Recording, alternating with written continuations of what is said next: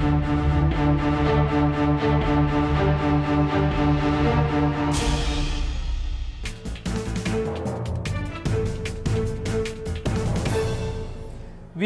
MA ബേബിക്കും കാനത്തിനും ബോധ്യപ്പെട്ടത് എന്തുകൊണ്ട് പാർട്ടിക്കും പിണറായിക്കും തിരിയുന്നില്ല? ശ്രീ ആന്റണി രാജു, എന്തിനാണ് ഇത്തരമൊരു പ്രസ്താവന ഇറക്കി CPM പോലീസിനെ ന്യായീകരിക്കുവാൻ ശ്രമിക്കുന്നത്?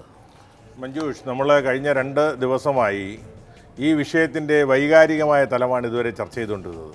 നമുക്കെല്ലാം അറിയാം, മരണപ്പെട്ടുപോയ ജിഷ്ണുവിൻ്റെ കുടുംബത്തോട് അല്ലെങ്കിൽ ആ വിഷയത്തിൽ കേരള സമൂഹം ഒറ്റക്കെട്ടായി അവരോടൊപ്പമാണെന്നുള്ള കാര്യത്തിൽ ആ കുടുംബത്തിന് പോലും സംശയമില്ല.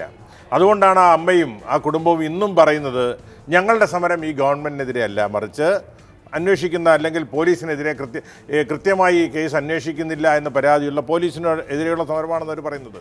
നമ്മൾ മനസ്സിലാക്കേണ്ടത്, വൈകാരികമായി നോക്കുമ്പോൾ ഒരുപക്ഷേ നമ്മൾ ആ അമ്മയിലേക്ക് ഫോക്കസ് ചെയ്തുകൊണ്ട്, ക്യാമറ ഫോക്കസ് ചെയ്തുകൊണ്ട്, പേന തിരിച്ചുകൊണ്ട് നോക്കുമ്പോൾ ഒരുപക്ഷേ നമുക്ക് ഇതിനെ ആ തരത്തിൽ കാണാൻ കഴിയും. പക്ഷേ വസ്തുതാപരമായി നോക്കുമ്പോൾ നമ്മൾ ഈ DGP ഓഫീസിന് മുമ്പിൽ നടന്ന സംഭവങ്ങളെ നമ്മൾ പോലീസിൻ്റെ ഒരു അതിക്രമമാണ് എന്ന് എങ്ങനെ പറയാൻ കഴിയുമെന്ന് എനിക്കറിയില്ല. കാരണം നമുക്കറിയാം, അവിടെ ഈ 16 പേര്, കുടുംബത്തിലെ അംഗങ്ങൾ ഉൾപ്പെടെയുള്ള 16 പേര് വന്നത് DGPയെ കാണാനല്ല.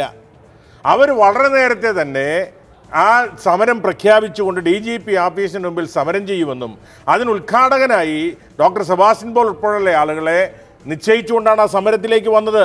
സ്വാഭാവികമായിട്ടും നമുക്കറിയാം, കഴിഞ്ഞകാല സംഭവങ്ങൾ പണ്ട് മുതലേ തന്നെ, ശ്രീ AK ആന്റണിയുടെ കാലത്ത് മുതൽ തന്നെ DGP ഓഫീസിൻ്റെ തൊട്ട് മുമ്പിൽ 100 മീറ്റർ അകലെ വരെ മാത്രമേ സമരക്കാരെ അനുവദിക്കുകയുള്ളൂ. മുത്തങ്ങ സമരത്തിനുൾപ്പെടെ സഖാവ് പിണറായി വിജയൻ്റെ നേതൃത്വത്തിൽ അന്ന് ഞങ്ങളൊക്കെ ഒരുമിച്ച സമരം ചെയ്തുകൊണ്ട് ശ്രീ പിണറായി വിജയനെ സമരം ചെയ്തപ്പോൾ പോലും നമ്മൾ 100 മീറ്റർ അകലെ തടയുകയും അന്ന് വെടിവയ്പ്പും ലാത്തിച്ചാർജും ടിയർ ഗ്യാസ് പ്രയോഗം എല്ലാം ഉണ്ടായതാണ്. അപ്പോൾ ഈ DGPയുടെ ഓഫീസിന്റെ വളപ്പിലേക്ക് 100 മീറ്റർ അകലെ ചില സ്ഥലങ്ങളിൽ ചില നിയന്ത്രണമുണ്ട്. ഇപ്പൊ നിയമസഭാ മന്ദിരത്തിലേക്ക് ശ്രീ ആന്റണി രാജു, ഞാനൊന്ന് ഇടപെടുകയാണ്. ആദ്യം താങ്കൾ പറഞ്ഞ കാര്യം, അവർ സമരം ചെയ്യാൻ തന്നെയാണ് DGP ഓഫീസിന് മുന്നിൽ എത്തിയത് എന്ന്. സമരം ചെയ്യാൻ അവർക്ക് ഉദ്ദേശമുണ്ടായിരുന്നു, ശരിയാണ്. അതിന് സെബാസ്റ്റ്യൻ പോളിനെ ഉദ്ഘാടകനായി നിശ്ചയിക്കുകയും ചെയ്തിരുന്നു. ആ സമയം അദ്ദേഹം അവിടെ എത്തിയിരുന്നില്ല.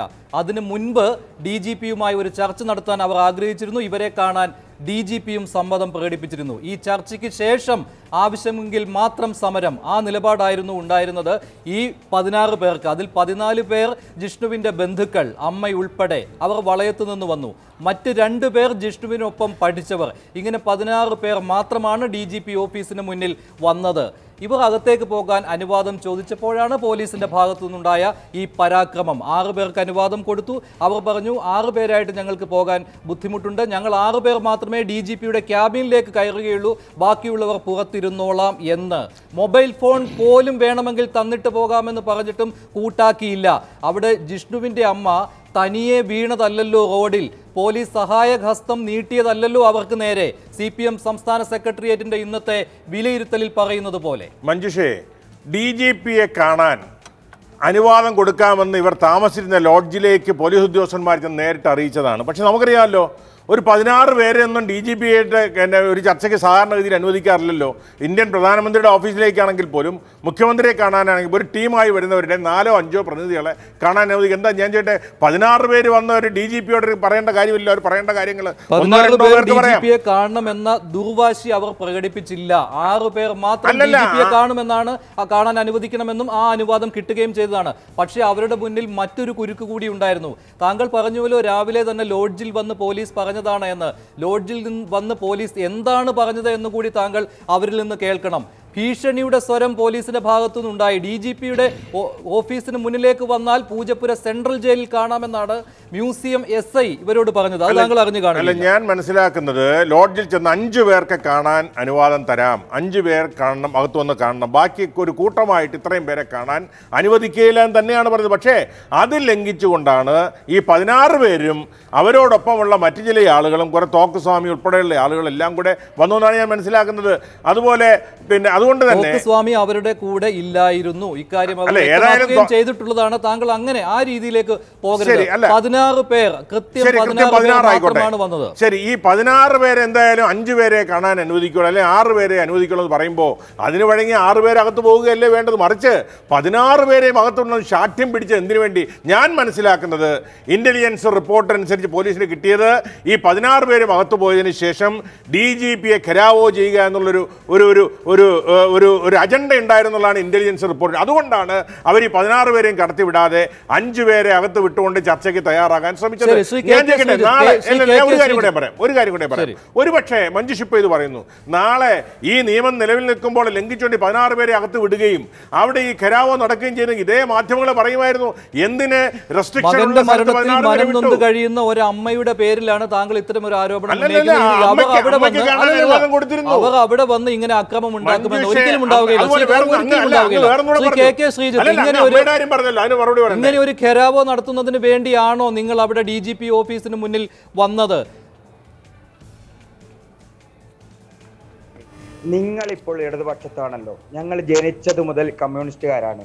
ഞങ്ങളുടെ വാക്കാണോ വിശ്വാസം? നിങ്ങൾക്ക് 8 മാസം കൊണ്ട് നമ്മുടെ ഭാഗത്ത് വന്ന പോലീസിന്റെ വാക്കാണോ വിശ്വാസം? അതിനൊറ്റ മറുപടി എനിക്ക് വേണം. അതിനുശേഷം തീരുമാനിക്കൂ. നിങ്ങൾക്ക് ഇന്റലിജൻസിന്റെ വാക്കുകളിലാണോ വിശ്വാസം? ജീവൻ എൻ്റെ അച്ഛൻ ഈ പ്രസ്ഥാനത്തിന് വേണ്ടി ചോര കൊടുത്ത ജീവിക്കുന്ന രക്തസാക്ഷിയാണ്. എൻ്റെ മോൻ ജിഷ്ണു ഈ പ്രസ്ഥാനത്തിന് വേണ്ടി ശബ്ദിച്ച് ജീവൻ നൽകി മണ്ണിലേക്ക് പോയ രക്തസാക്ഷിയാണ്. ഇവരുടെ കുടുംബത്തിന്റെ, ജിഷ്ണുവിനെ പെറ്റ അമ്മയുടെ, ആ പെറ്റ വയറുള്ള അമ്മയുടെ വാക്കാണോ നിങ്ങൾക്ക് വിശ്വാസം? അതോ ഇന്റലിജൻസിന്റെ റിപ്പോർട്ടാണോ? അല്ലെങ്കിൽ 8 മാസം കൊണ്ട് നമ്മുടെ ഭാഗമായ, നമ്മുടെ സർക്കാരിന്റെ ഭാഗമായ പോലീസുകാരുടെ വാക്കുകളാണോ എന്നതിന് ഒറ്റ വാക്കിൽ മറുപടി പറയും. ശ്രീ KK ശ്രീജിത്ത്, ഞാൻ നേരത്തെ ഇവിടെ പറഞ്ഞ ഒരു കാര്യം, നിങ്ങൾ തീവണ്ടി ഇറങ്ങി ഒരു ലോഡ്ജിലേക്ക് പോയപ്പോൾ ആ ലോഡ്ജിലെത്തിയ പോലീസ് നിങ്ങളോട് നല്ല മനോഭാവത്തോടു കൂടി തന്നെയാണോ സംസാരിച്ചത്? അതോ DGP ഓഫീസിലേക്ക് മുന്നിൽ വരുന്നതിന് മുൻപുള്ള ഭീഷണിപ്പെടുത്തലിന് വേണ്ടിയായിരുന്നുവോ പോലീസ് അവിടെ ലോഡ്ജിൽ വന്നത്? മഞ്ജുഷ്, ഞാൻ ഈ മെനഞ്ഞാന്ന് മുതൽ പറഞ്ഞുകൊണ്ടിരിക്കുകയാണ്. ഞങ്ങൾ 7:20 മാവേലി എക്സ്പ്രസ് ഇറങ്ങി 8 മണിക്ക് ആ ലോഡ്ജിലെത്തിയപ്പോൾ ഉടനെ എത്തിയ ഈ സുനിൽ കുമാർ, ജോസഫ് വായക്കൽ, നിങ്ങൾ ഈ ക്രിമിനൽ സുനിൽ കുമാറിന്റെ രാഷ്ട്രീയം പരിശോധിക്കൂ. ഈ മ്യൂസിയം SI സുനിൽ കുമാർ പറഞ്ഞതെന്താണോ? നിങ്ങൾ മാർച്ച് നടത്തേണ്ടത് പിണറായി വിജയൻ ഇരിക്കുന്ന സെക്രട്ടേറിയറ്റിന് മുന്നിലേക്കാണ് മാർച്ച് നടത്തേണ്ടത്. നിങ്ങൾ DGPയുടെ അടുത്തേക്ക് വന്നാൽ തൂക്കിയെറിഞ്ഞ് ജയിലിലടക്കും, നിനക്ക് കാണാമെന്നായിരുന്നു ഭീഷണി. ഞാൻ പറഞ്ഞു, ഞങ്ങൾ നാദാപുരത്തുകാരാണ്, പോരാട്ട വീര്യമുള്ളവരാണ്. നാദാപുരത്തെ പാർട്ടിയുടെ ഏരിയ സെക്രട്ടറി, ഞങ്ങളുടെ ഏരിയ സെക്രട്ടറി സഖാവ് PP ചാത്തു പറഞ്ഞത് നിങ്ങൾ കേൾക്കണം. പോലീസിൻ്റെത് തെമ്മാടിത്തമാണ്, പോലീസിന്റെ അതിക്രമമാണ് എന്ന് പറയാനുള്ള ചങ്കൂറ്റമുള്ള പ്രസ്ഥാനമുള്ള നാട്ടിൽ നിന്നാണ് ഞങ്ങൾ വരുന്നത്. ഈ പോലീസുകാരുടെ നടപടിയെടുക്കൂ. ഞങ്ങളുടെ ചങ്ക് കുത്തി തകർത്ത, ഞങ്ങളുടെ പെങ്ങളെ അടിവയറ്റിൽ ചവിട്ടിയ അസിസ്റ്റന്റ് കമ്മീഷണറെ നടപടിയെടുക്കൂ. നിങ്ങൾ ഞങ്ങളെ വിശ്വാസത്തിലെടുക്കാതെ നിങ്ങളോട് എനിക്കൊന്നും പറയാനില്ല. നിങ്ങൾ പരിശോധിക്കുക, ആരുടെ വാക്കുകളിലാണ് നിങ്ങൾക്ക് വിശ്വാസം? ശരി, ഞാൻ ഇടപെടുകയാണ്. ശ്രീ KK ശ്രീജിത്ത്, എന്തായാലും ഇന്ന് CPM സംസ്ഥാന സെക്രട്ടേറിയറ്റിന്റെ വിലയിരുത്തൽ ഞാൻ വായിക്കാം. താങ്കൾക്കത് കൗതുകമുണ്ടായിരിക്കും അത് കേൾക്കുന്നതിന് വേണ്ടി. അവരെ നീക്കാൻ ശ്രമിച്ചപ്പോൾ, അതായത് മഹിജയെ നീക്കാൻ ശ്രമിച്ചപ്പോൾ റോഡിൽ കിടക്കുകയും അപ്പോൾ വനിതാ പോലീസ് കൈ കൊടുത്ത് പൊക്കിയെടുത്ത് ആശുപത്രിയിലേക്ക് മാറ്റുകയുമാണ് ചെയ്തത്. അതായത് ഒരു സഹായ ഹസ്തമാണ് അവിടെ മഹിജയ്ക്ക് നേരെ നീട്ടിയതെന്ന്. ജിഷ്ണുവിൻ്റെ അമ്മയെ ചവിട്ടുകയോ, അതായത് താങ്കൾ പറഞ്ഞ പോലെ അടിവയറ്റിൽ ചവിട്ടുകയോ മർദ്ദിക്കുകയോ ചെയ്യുന്നതായോ അതിക്രമങ്ങൾ കാട്ടിയതായോ ഇതുവരെ ഒരു മാധ്യമ ദൃശ്യത്തിലും കാണുന്നില്ല. ഇതാണ് CPM സംസ്ഥാന സെക്രട്ടേറിയറ്റിന്റെ വിലയിരുത്തൽ. പോലീസിനെ കണ്ണുമടച്ച് ന്യായീകരിക്കുന്ന വിധത്തിൽ തന്നെയാണ് ഈ റിപ്പോർട്ട് എഴുതി ഉണ്ടാക്കിയിരിക്കുന്നത് CPM സംസ്ഥാന സെക്രട്ടേറിയറ്റ്. KK ശ്രീജിത്ത്, എന്താണ് താങ്കളുടെ പ്രതികരണം? CPMന്റെ ഈ വിലയിരുത്തലിനോട്? റിപ്പോർട്ടാണ് എനിക്ക് ഇത് എന്നറിയില്ല. ഞങ്ങൾക്ക് പോലീസിന്റെ അടി കൊണ്ടതിനേക്കാൾ വലിയ വേദനയാണ് ഈ റിപ്പോർട്ട് ഉണ്ടാക്കിയിട്ടുള്ളത്. പോലീസ് ഉണ്ടാക്കിയ അടിവയറ്റിൽ ചവിട്ടിയത് ഞാൻ കാണിച്ചു കൊടുത്തതല്ലേ? ഈ റിപ്പോർട്ട് എന്താണ് ആവശ്യപ്പെടുന്നത്? മഹിജയുടെ അടിവയർ കാണിക്കണോ മാധ്യമത്തിലൂടെ? ഈ റിപ്പോർട്ട് എന്താണ് ആവശ്യപ്പെടുന്നത്? എന്ത് തെളിവാണ് ഹാജരാക്കേണ്ടത്? ഈ മെഡിക്കൽ കോളേജ്, ഞാൻ ഇരിക്കുന്ന മെഡിക്കൽ കോളേജിലെ പോയി നോക്കൂ. ഓപ്പറേഷൻ തിയേറ്ററിൽ വെച്ച് ഒരു ക്യാമറ എൻ്റെ കഴുത്തിൽ ഇറക്കി നോക്കി. അവർ കണ്ടു പരിക്ക്, അതിവിടെ രേഖപ്പെടുത്തിയിട്ടുണ്ട്. നിങ്ങൾ പരിശോധിക്കൂ. അവിടെ എന്ത് തെളിവാണ് ഹാജരാക്കേണ്ടത്? സഹായമസ്തമാണെങ്കിൽ വേണ്ടത് മഹിജയെ കൈപിടിച്ച് DGPയുടെ ഓഫീസിൽ എത്തിക്കണം. ഞങ്ങൾ ആദ്യമായി കാണുന്ന ആളല്ല DGP. 26-ാം തീയതി ഡൽഹി കേരള ഹൗസിൽ വെച്ച് 1 മണിക്കൂർ നേരം ഞാൻ സംസാരിച്ച മാന്യദേഹമായിരുന്നു അദ്ദേഹം. അദ്ദേഹത്തോട് ചോദിച്ച് അദ്ദേഹത്തിന്റെ നിലപാട് അറിഞ്ഞതിന് ശേഷം വിയോജിക്കുകയാണെങ്കിൽ മാത്രം സമരം. സെബാസ്റ്റ്യൻ പോൾ സാറിനെ ഞങ്ങൾ ക്ഷണിച്ചിരുന്നു, ഞങ്ങളോട് ഐക്യപ്പെട്ടിരുന്നു, അദ്ദേഹത്തോടും പറഞ്ഞിരുന്നു ഇദ്ദേഹം വ്യക്തമായ ഉറപ്പ് നൽകുകയാണെങ്കിൽ സമരമുണ്ടാകില്ല എന്ന കാര്യം. വെറുതെ ജോസഫ് വാഴക്കൽ ഞങ്ങളെ അപകീർത്തിപ്പെടുത്തരുത്, ഞങ്ങളെ സമൂഹത്തിന് മുന്നാകെ അപകീർത്തിപ്പെടുത്തരുത്. പിണറായി സഖാവിനെ അധമ്യമായി സ്നേഹിക്കുന്ന ഈ സർക്കാരിന് ഒരു പോറലേൽക്കരുത്, ഈ പ്രസ്ഥാനത്തിന് ഒരു പോറലേൽക്കരുത് എന്ന് താങ്കളെക്കാളും ആത്മാർത്ഥമായി വിശ്വസിക്കുന്നു. ആന്റണി രാജുവാണ് ഇവിടെ പറഞ്ഞത്. ഇക്കാര്യങ്ങളെല്ലാം പറഞ്ഞത് ആന്റണി രാജുവാണ്. ശ്രീ KK ശ്രീജിത്ത്, ഒപ്പം ഒരു കാര്യം കൂടി, താങ്കൾ നെഞ്ചേറ്റിയ, താങ്കളും താങ്കളുടെ കുടുംബവും ജിഷ്ണു പ്രണോയുടെ അമ്മ മഹിജ അടക്കം നെഞ്ചേറ്റിയ ഒരു പ്രസ്ഥാനത്തിൽ നിന്ന് തന്നെയാണ് ഇത്തരം ഒരു കുറിപ്പ് ഇന്ന് വന്നിരിക്കുന്നത്, പോലീസിനെ പൂർണ്ണമായും ന്യായീകരിച്ചുകൊണ്ട്. ഇവിടെ ആവശ്യപ്പെട്ടിരിക്കുന്നത് ദൃശ്യങ്ങളാണ്. പോലീസിന്റെ ഇടിവണ്ടിയിൽ കയറ്റി കഴിഞ്ഞുള്ള ദൃശ്യങ്ങൾ പോലുമാണോ ഇപ്പോൾ ഈ പാർട്ടി സെക്രട്ടേറിയറ്റ് ആവശ്യപ്പെട്ടിരിക്കുന്നത്? പോലീസിന്റെ ഇടിവണ്ടിയിൽ കയറിയതിനു ശേഷവും ജിഷ്ണുവിന്റെ അമ്മയ്ക്ക് നേരെ പോലീസിന്റെ ഭാഗത്തു നിന്നും അതിക്രമം ഉണ്ടായില്ലേ, മോശം വാക്കുകൾ ഉണ്ടായില്ലേ? ഇടിവണ്ടിയിൽ കയറ്റിയത് ശേഷം ഞങ്ങളുടെ പെങ്ങളെ കയറ്റിയ ദൃശ്യങ്ങൾ തന്നെ നിങ്ങൾ പരിശോധിക്കൂ. എത്ര ഭീകരമായി, എത്ര ദയനീയമായി വലിച്ചിഴച്ചതാണ്. ഈ വണ്ടിയിൽ കയറ്റിയത് ശേഷം ഞങ്ങളുടെ പെങ്ങളെ ക്രൂരമായി ഡോക്ടർമാർ വന്നിരിക്കുകയാണ്. ഞാൻ 1 മിനിറ്റ്, മാധ്യമങ്ങളാണ് ഞങ്ങളുടെ ജനങ്ങളിലേക്കുള്ള ശബ്ദം, അതുകൊണ്ട് ദയവ് ചെയ്ത് 1 മിനിറ്റ് എന്നെ ക്ഷമിക്കണം. പ്രിയപ്പെട്ടവരെ, ഇടിവണ്ടിയിൽ കയറ്റിയതിന് ശേഷം ഞങ്ങളുടെ പെങ്ങളെ കേട്ടാലറക്കുന്ന ഭാഷയിൽ തെറി പറഞ്ഞപ്പോഴാണ് ഈ ACPയോട് ഞാൻ പറഞ്ഞത് പെങ്ങളുടെ നേരെ ഈ രീതിയിൽ സംസാരിക്കരുത്. അത് പറഞ്ഞപ്പോഴാണ് ഈ വിരലുകൾ ഉപയോഗിച്ച് എൻ്റെ ഈ ശബ്ദനാളി തകർക്കാൻ ശ്രമിച്ചിട്ടുള്ളത്. ഇതിനുള്ള തെളിവാണ് ഈ ഡോക്ടർമാർ പറഞ്ഞു തരും, ഇതിനുള്ള ഈ തെളിവുകൾ ഇവർ പറഞ്ഞു തരും. ശരി, KK ശ്രീജിത്ത്, ഞാൻ ഇടപെടുകയാണ്. താങ്കളെ പരിശോധിക്കുന്നതിന് വേണ്ടി ഡോക്ടർ എത്തിയിരിക്കുകയാണല്ലോ. ശ്രീ സിദ്ദിഖ്, കോൺഗ്രസിനെതിരെയും വലിയ ആരോപണമാണ് സംസ്ഥാന സെക്രട്ടേറിയറ്റിന്റെ ഈ കുറിപ്പിലുള്ളത്. താങ്കൾ വായിച്ചു കാണുകയില്ല, ഞാൻ വായിക്കാം ഏതാനും പ്രസ്താവനകൾ മാത്രം. കോൺഗ്രസ് മുന്നണിയും BJPയും ചേർന്ന് സംസ്ഥാനത്ത് നടത്തിയ ഹർത്താൽ അത് മകന്റെ മരണത്തിൽ മനം നൊന്ത് കഴിയുന്ന ഒരു അമ്മയുടെ പേരിൽ സർക്കാർ വിരുദ്ധ വികാരം പടർത്താനുള്ള ബോധപൂർവമായ രാഷ്ട്രീയ യജ്ഞമായിരുന്നു. അതുമാത്രമല്ല, പിന്നെയും ഉണ്ട്, കോൺഗ്രസിൻ്റെയും BJPയുടെയും പ്രധാന നേതാക്കൾ സമരത്തിന് ചുക്കാൻ പിടിച്ച്, അതായത് DGP ഓഫീസിന് മുന്നിലുള്ള സമരത്തിന് ചുക്കാൻ പിടിച്ചവരിൽ കോൺഗ്രസിൻ്റെയും BJPയുടെയും പ്രധാന നേതാക്കൾ ഉണ്ടായിരുന്നു.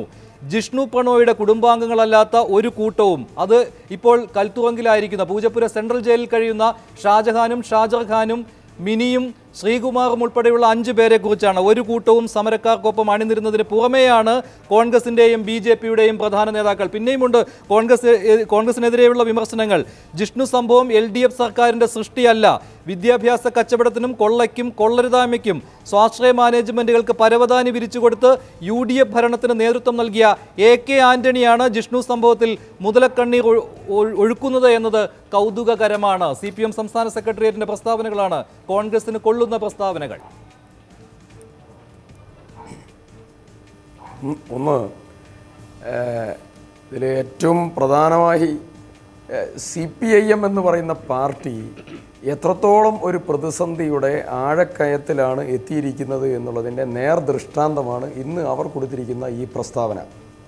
ഒന്ന്, നേരെ ചൊവ്വേ ഒരു കാര്യം പറയാൻ പോലും പ്രാപ്തിയില്ലാത്ത രീതിയിൽ ബലഹീനമായി ആ പാർട്ടിയുടെ നാവും ജിഹ്വയും വാക്കും മാറിയിരിക്കുന്നു എന്ന് ഇന്നത്തെ ആ പ്രസ്താവനയിലൂടെ തന്നെ വളരെ കൃത്യമായി കേരളീയ പൊതുസമൂഹം വിലയിരുത്തുകയാണ്. ഞാൻ ചോദിക്കാൻ ആഗ്രഹിക്കുന്നു,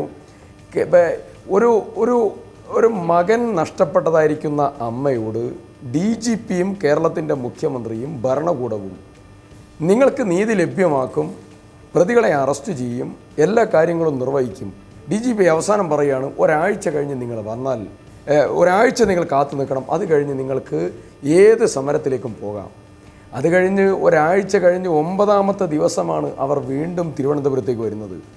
ഞാൻ ചോദിക്കുന്നു, ഇവിടെ CPIM പ്രസ്താവന നടത്തുമ്പോൾ CPIM ആദ്യം പ്രസ്താവന കൊടുക്കേണ്ടത് കോൺഗ്രസിനെതിരെയല്ല, സഖാവ് DGPയെ ഫോണിൽ വിളിച്ചുകൊണ്ട് നീ ഈ ഗവൺമെൻറ്റിനെ നാറ്റിക്കാൻ ശ്രമിക്കുകയാണോ എന്ന് ചോദിച്ച VS അച്യുതാനന്ദനെ തിരുത്തണം.